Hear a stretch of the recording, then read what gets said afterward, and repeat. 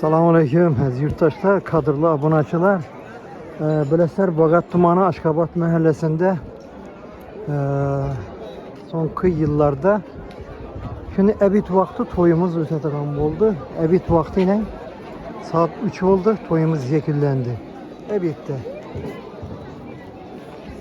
Çırayla halkımız oturdu, toyxanadakindi bağırdı yok. Adamlar usul itirken sesinden bizar bu muydu? İnan tek həzz etib oturup çıraylı toyumuz şimdi bolup ötdü köşede. Ben teklif kılıp kalamam şimdi köşede. Toy versələr yine sahne bezəklər. Hem mücessem hem bar. Çıraylı bolup toyumuz ötdü. Gel. Ağabey, bir rahmet diyorum. Şu sen toyuna kır oturanda şu bizi kışlarımızı halka hemmez hizmette olayım. Şuna yeter gel. Elini çet toyuna kılasın. Yine bir 100 yıl halk hizmetinde kalmıyor gaysen. Ahmet muvaffakiyet. Bugünkü 2 yaşımıza bak dilime ketti. Şular batlı olayım. Ferzetleri kök olayım.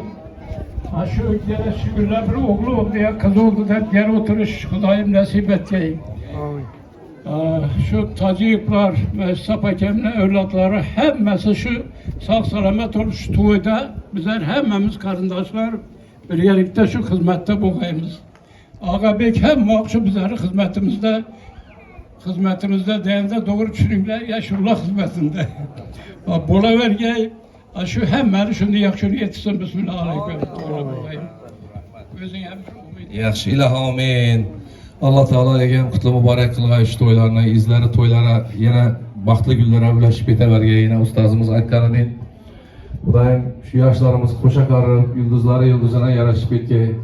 Gelesi yıl şu illerden aldan koşalak, aktıklar bilen, nevereler bilen şu kanadanını kutlap, kuvançlarına kuvanç ulaşıp gelip oturmaklıkla Allah Teala hemmelerimizge rozu nasip eyleyen muğay.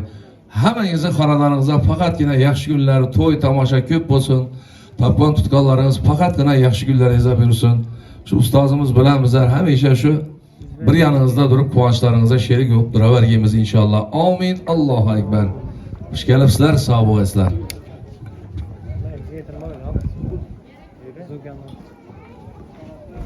Ben